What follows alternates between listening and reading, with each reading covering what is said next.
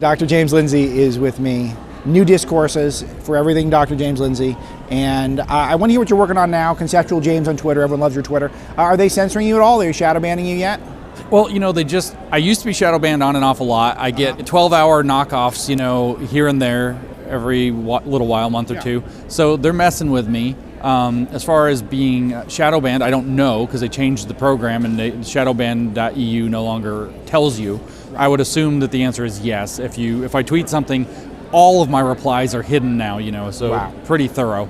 And that's part of the trick, is that we don't really know for sure. It's hard for me to prove that we're shadow banned, but exactly. I know our reach is going down relative to our influence level. Right. And it's just... Yeah, my follower count's going up and my total reach has actually gone down. So we can make a pretty safe assumption. Yeah, and it's only getting worse. And this is the problem with Silicon Valley, is that when they have a regime change, it's somehow they manage to actually get worse, which seems like it's impossible to be worse than Jack Dorsey. No. There's a guy who's much worse now in charge. Yeah, he actually, believe it or not, had, his left-leaning, etc., but he actually still had libertarian values. He still stuck to his original statement to a degree that he wanted to be a free speech platform, etc. Right. So, yeah, as shocking as it is, it got worse. It's probably good in terms of the other stuff I'm doing, though. Yeah, so let's talk about that. So what are you working on these days? So I'm just wrapping up a book about critical race theory that's called Race Marxism. The title pretty much tells you the point. Yeah. The definitive, it took me actually, it's funny, I spent years resisting the conclusion that it's just Marxism using race. And I've finally been, after having read so much critical race theory, have been convinced by their literature that no, this is just Marxism using race. And here are the differences, politics of redistribution versus politics of recognition, I don't get quite so heady throughout the book, but it's what is critical race theory, what does it believe, where does it come from, Neo-Marxism, postmodernism, cultural Marxism, that history, where does that come from, Marxism, Hegelian philosophy, Rousseau, W.B. Du Bois, and then how does it work, and then what can we do about it? Okay, so this is great. So I want to dig into this a little bit because the audience will love this. Give me your quick definition of critical race theory and give me some of the top thinkers, philosophers, activists, whoever it is, that were really the people who provided the underpinnings of the philosophy. Okay, so I'll give you a simple definition they won't like first, which is that critical race theory is calling everything racist if you want to control it until you control it. Because that's, in terms of what it is and what it does, that's really what it is. Just calling things racist until you have it under your control. Critical race theory, though, is a fundamental belief that the organizing principle of society is racism that benefits white people. And they call it systemic racism that was allegedly created by white people and embedded into societal structures, Marx, superstructure, like law, especially law, but education and all of the other institutional structures that hold up society and shape society. So racism is a feature of the system itself and has to be critically examined using critical theories to identify it and to challenge it and ultimately to reject it fundamentally by creating a full social and cultural revolution that will be, conveniently enough, led by the only people who actually understand this, namely critical race theorists themselves. Okay, so who are the top people who laid out the path to where we are now? So the most significant person is going to be Cynthia Crenshaw. It's often, people often start by mentioning Derek Bell. Derek Bell was her mentor at Harvard, and Derek Bell wrote Race, Racism, and American Law in 1970, which is probably the first real text. Yeah. They track back to W.B. Du Bois with The Souls of Black Folk from 1903, but obviously critical race theory didn't exist in 1903 yet. But he's talking about the double consciousness of having to inhabit, being a black person in a white society and what that looks like. So he's doing something like a proto-critical theory of race there. So they hearken back to him. But Cynthia Crenshaw is really the person who codified it. Let's talk about Bell for a second, because Andrew Breitbart wrote a lot about Bell, as did Joel Pollack at Breitbart years ago, because Obama was a supporter of his, and we were mocked for this. We were mocked because Obama had a photo hugging Derek Bell, and this was apparently not news to the people who want to control what we all think all the time. The knock on Bell from a lot of the smart people is that he wasn't actually that bright of a guy. Is that where Crenshaw comes in? Well, I don't know if that's where Crenshaw comes in specifically, but I think it's true. I don't think he was that bright, and he chalked up the challenges that he faced with not being that bright. And honestly, having read quite a lot of them now, I'm sort of convinced that I can't diagnose anybody, obviously, but paranoid personality would not be a surprise. Wow. To conclude. And he also talked in weird stories, invented stories, very strange kind of a pattern that he'd have where he'd have imaginary letter writing conversations with people that were made up. and that would be his, evidence for whatever he's experiencing. So he's attributing a lot of his struggles to racism and interpreting it that way. But his big kind of claim to fame was to insist that the Brown versus Board of Education decision in 1954 was really just white Americans trying to defeat the communists' propaganda, that the communist propaganda said, we are anti-racist as workers of the world unite. Look at backwards Jim Crow segregated America. Freedom is actually racist. Communism is anti-racist. And so he was tapping into that vein to say that this actually was done mostly in the benefits of whites, and it was done wrongly, and therefore actually made problems worse for blacks. Yes. It made racism worse and less visible at the same time. And that's really the idea of critical race theory, is that racism is a part of the system, so it doesn't get better over time, it gets worse over time, and hides itself better. Wow. So, okay, Crenshaw. Crenshaw, being his student, Crenshaw's most famous for having named critical race theory, first of all, in 1989 in Madison, Wisconsin, at their first kind of real conference. She explained later that they were critical theorists who were interested in racial justice and racial justice advocates who did critical theory, so it was a natural jump to call it critical race theory. But of course, critical theory means critical Marxism, which means the Marxism of the Frankfurt School, or the neo-Marxism, I guess, of the mid-20th century. So she's telling you who they are in that case. And she's much more linguistically savvy, but she's also coming out of the black feminism movement, which had figured out how to turn the black activist movement in on itself using sexism as a lever, and figured out how to turn feminism in on itself using race as a lever, calling it white feminism, and saying that it ignored, both movements in fact ignored the issues of black women, and that this was a structural problem even within these justice movements, or whatever she wanted to call them. And so she came up with this concept of intersectionality and fleshed out all of this around that idea, that the different forms of oppression are interlinked, they can't be understood one apart from another. And she really defined critical race theory very much so, whereas Derek Bell did not, by saying that there's a fundamental difference between I'm a person who happens to be black, which she said strains for universality, in effect I am first a person, versus the statement I am black, which becomes an anchor, she says, for subjectivity, which is of course a Marxist concept yet again. And so she turned what Bell was doing into a positive racial identification frame, and kind of transformed everything into this intersectional model where what you always have to do is think about your social position according to your identity factors, race, sex, gender, so on. It's just exasperating to list them. So you always have to think about how you are related to the structures of power and how those shape the lives of the people in them. And her key contribution at that time was to say that these forces are imposed from the outside by the racial superstructure or the sexual superstructure, patriarchy, or whatever, so you can't escape them. You can't deconstruct them as a postmodernist. You can't say that they're not universalizing it from a liberal perspective. She undercut all other possible left-based criticism and then framed all right-based criticism as racist. So it seems like there's no forgiveness then, and we can never come back from it, and that seems very helpful to people who don't generally like the founding of this country or our Judeo-Christian heritage, all that stuff. It seems very convenient. It's very convenient. The goal was, actually, the neo-Marxists struggled with a problem, was that that Marxism in a capitalist situation will actually stabilize itself. Yeah. You agitate for economic reforms and you get ones that they would consider half measures, no revolution. And most of the working class is like, oh, life's pretty good now. We're not going to be radical anymore. And they go off and do it. So they had to find ways to find things that are less easily stabilized, and racial identity, sexual identity, and so on became the target. And that became a very fruitful wheel of acquiring power for them, because it all comes down at the end of the day to how do you feel? Well, I felt like I was racially discriminated against. I felt like there was a racial slight there. And by moving it fully subjective, they made it absolutely impervious to the ability to be stabilized. If you just can make people feel like there's this oppression against them, and they constantly enter that what we call external locus of control frame, and they can blame the system for everything, then they're going to be permanently radical. And then race is so sensitive. We have a long, ugly history with race in the country, long struggle to achieve the dream of the Declaration of Independence, as Jefferson wrote it.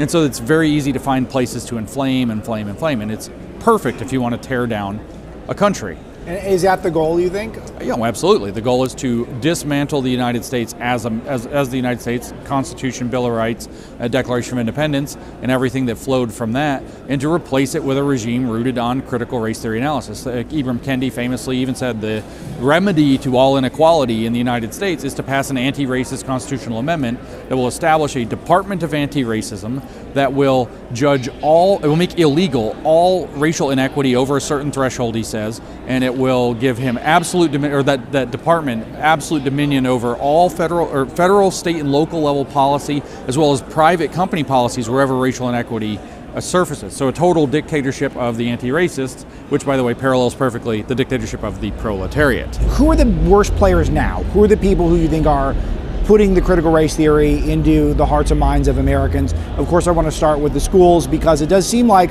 a lot of schools won't say that they're doing CRT, and other schools will. So some schools say it's a hoax. Some schools are openly saying it. My alma mater, my high school, Harvard-Westlake, is one of the few places. It's a very a well-regarded prep school, at least once was in Los Angeles. They're one of the few schools that openly talks about CRT. Right. It's so they're not in on the memo that you're supposed to conceal this. Most of the schools actually aren't. So the biggest players, if we stick within critical race theories, would be, for example, Gloria Ladson-Billings. She's been asked to write much of the Ed Equity Virginia program for the Virginia DOE, for example. She also wrote the paper in 1995 toward a critical race theory of education. She's been doing this for 30 plus years. And dedicated bringing it into the schools. We could talk about Ibram Kendi, who obviously has a big institute at Boston University. He's been given lots of money, famously $10 million by Jack Dorsey, among many others. Yeah. You know, these are Kimberly Crenshaw runs the African American Policy Forum that runs a lot of this, especially in the legal domain, and runs a lot of propaganda. So you have those characters. In the media, you have people like Joy Reid is very much pushing it. Mark Lamont Hill very much pushes it. They know what it is. Are they all open about it, or are is it just the tenants? They're kind of open about it, but they'll admit it if caught. Yeah. So they push it in the media, but if you really want to know where is it really being driven, we have to step out of the critical race theorists themselves, who have always been an academic backwater that nobody ever cared about. You read papers from the 90s, like nobody cares about this. Yeah. The law review articles, well, it's this weird thing, and I guess it's happening, and people make room for it. But no, it's people like the Bill and Melinda Gates Foundation who dump millions upon millions of dollars to redesign school curricula. Yeah. According to critical race theory. They're the biggest one probably in terms of funding this.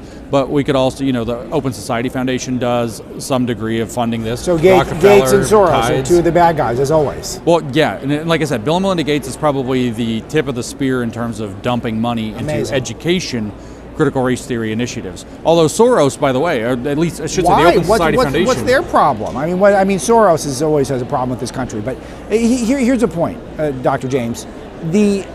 I've been saying for years that the left, not liberals, the left does not like this country.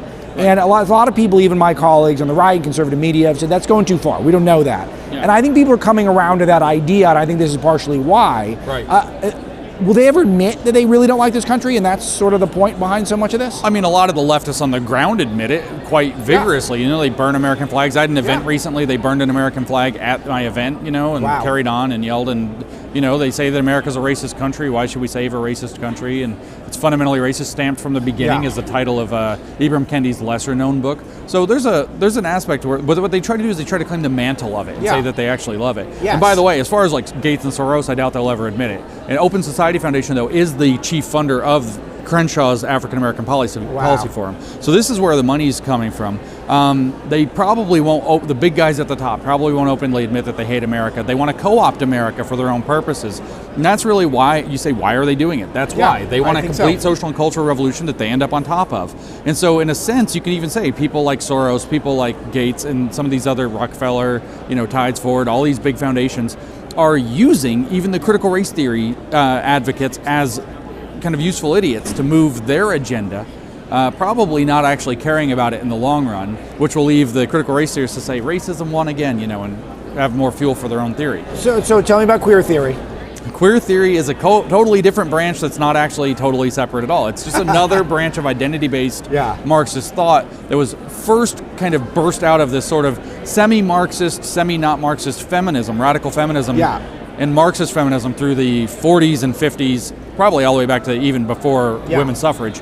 But there's a big vein of Marxist feminism there's a big vein of other radical feminism that kind of came together in the 80s and 90s and kind of started to blossom into queer theory under mostly the direction of people like Judith Butler, who were saying that, well, we've already accepted as feminists that gender is a social construct, so clearly, why not sex? If that's what gender is based on, sex must be. So you have this slippery slope of social constructivism, always present, always happening. And other architects of queer theory started to argue that our identity categories need to be made fluid. They define in queer theory, queer means an identity without an essence. And so the idea is to dissolve any essential quality whatsoever on any level for sex, gender, and sexuality categories, but it also bleeds into ability status, fat status, and mental health status as well. So queer theory then is this kind of amorphous blob that everything is actually up for grabs, and even the attempt to categorize anything is an act of oppression. And in fact, that's because everything, whether it's being male, being female, being masculine, being feminine, being straight, being gay, whatever, ultimately boils down to what Butler described as a performance that creates the illusion that these things are real, even though it's just a performance. So it is the attempt to destabilize identity and make people believe that identity is something that you act out, usually for political purposes. They explicitly say, for example, in queer theory, that the point is not to stabilize LGBTQ identities, but rather to make sure they never become stable. Yeah. For the same reason that you don't want the proletariat to get economic reforms that make them stable. The goal is constant instability and chaos. Is this where the trans hysteria that we're in right now, is this where it's coming from? Yes, it's all based out of queer theory. I mean, there was obviously transsexualism before that, but attaching it to gender theory and gender criticism, and then eventually queer theory this is what has actually happened. Many of the most influential queer theorists have been trans writers. For example, Jack and/or Judith Halberstam, and I'm supposed to apologize for dead naming, but I actually can't remember which one's the right one right now. And then there's another Halper, and I won't even go with the first name. No, I'm a habitual dead namer. Yeah, so. well, I don't know. Actually, at Breitbart, the rule is we do the biological pronouns, but if you change your name, you can change your name. Like okay, that's all right, sure. That's I just don't know which one's the Yeah. correct one right now. Yeah. It's Jack or Judith, because I've read so much of the literature, I just can't keep up with which one when. Yeah. But yes, it is. But that's part of the point, though, is the chaos creates the environment where they can fill vacuums. In fact, not just that. You're trying to destabilize the individuals to become moldable and be easily radicalizable, but you're also creating young people who are not going to be able to relate to the society they were raised in, or their parents, or their religion. Yeah. So they're going to come home and say, well, America was cis heteronormative for so long, boo America. The church is obviously very cis heteronormative, so boo Christianity, boo Right. the church. Our parents just don't get it. So we just have to separate from our parents and our grandparents' generations. So that Marxist agenda to break away from the previous generations' culture, religion, and family is kind of the chief agenda of queer theory, under the guise, which they openly say is a lie, of helping LGBTQ people. So you're not a conservative per se, and forgive me, I always forget. You're atheist, you're agnostic, I mean, that's a haggling over words. I don't believe in God. I'm probably what people would consider agnostic within the Christian world. Okay, sure. So, but you're here at AmericaFest, Charlie Kirk's group, Turning Point USA. You're providing a message that I think is really contra to the secularization of the country, and so I'm kind of curious. Who do you want to reach the most? How do you square this personally? That you're really reaching a lot of people who are religious people. I mean, they love what you're writing about and talking about, and it's interesting because you personally don't ascribe to that. Well, the thing is I've really come to respect religion, and most importantly, I've come to really respect your right to religion, the right to your conscience, your right to belief. Kind of like, as we talked about before we got on here, some people aren't gun guys, but they're gun rights guys. Yes. I'm not a religious guy, but I'm a religious rights guy, all the way to the bottom, right? Yeah. So there's that. But I also do believe that there is an order to nature. I don't take the last Aquinian step and name it God. Sure. Right? And so there are things that are better and worse approaches with humans, and I don't think that we really should be playing around too much. I humble myself before what is in the world, and rather than trying to be arrogant and say we can shape it to our heart's desire. So I have a lot of camaraderie, therefore, with Christians, because our philosophies are less far apart than we think they are in many respects. But I want to reach anybody that's willing to listen, to be honest with you. So fascinating. So you have new discourses. Is anyone having a discourse with you? I know I'm having a discourse with you, but are people who might not agree with most of what you're reporting and writing and researching, because this is what I'm most disturbed by, is the country just seems to be getting bifurcated ideologically. No, in fact, they don't. They've more or less completely shut me out. I'm open to it, of course. Yeah. I'm more than welcome, or more than willing to go talk to You're them. very calm. You're bringing intellectual arguments. You're not bringing hysteria. And still, that's probably the least likely to get you a debate with someone on the left. Right. Now, I will say, since I named him as one of the purveyors of CRT and media, I named Mark Lamont Hill. Yeah. He did have me on his show, and we did have a discussion, a debate. So, it's not totally a closed door, and it is proof I'm willing to do it. What I meant, though, let me actually articulate just for a second with the new discourses. Because of the postmodern influence that we see now in all of this kind of political arena, what they believe is that society is structured and shaped by what they call discourses, which are the webs of meanings between words and signs and symbols. And so I believe they've captured the discourses, so we need new discourses.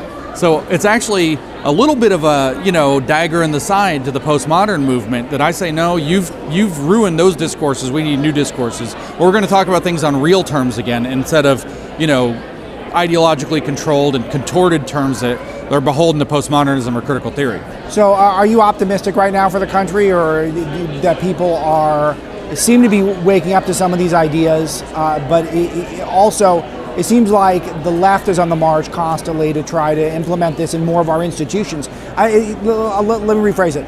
I think we're making progress with individuals, but the left seems to be making more progress with institutions. Who's winning the tug of war right now? So, I'm cautiously optimistic now, whereas if you would have interviewed me this summer about this, I would have said I was hopefully pessimistic. Okay. So I'm coming around because I'm seeing people wake up so quickly, and you are right, they have almost complete institutional control, but there's a bit of an irony because the world is changing very quickly, right? And so they have their long march for the institutions, they seize the institutions right at the moment when the institutions start to lose their meaning. They lose their importance in many regards. And so there's a complete revolution going on of another kind brought about by technology. This is a very deep and different subject, but I don't believe we've actually even had a marketplace of ideas up to this point. I think we've had an aristocracy of ideas. You're correct. That's in the universities, and it was at first, in the magisteria from the churches, but then it switched to the universities, into the media, into the big kind of institutional players through the last 300 years. And now, through the internet, people can, as they say, do their own research. And we are now entering a true marketplace of ideas, true intellectual freedom. Sure, but the oligarchy is trying to control that as well. Why do you think they're trying to? Because they're on the verge of possibly losing it, which is why I'm cautiously optimistic. I like that. And we'll have to flesh out more next time we speak what the new marketplace of ideas could look like if we have a sane social media environment, which we don't, and maybe we never will. But Dr. James Lindsay, where should the audience go if they want to check out your stuff? NewDiscourses.com is the website. @ConceptualJames is the Twitter handle, so that's where you can find me. You're a fascinating guy, and I hope we come back and speak more often. I'd love to. Thank you.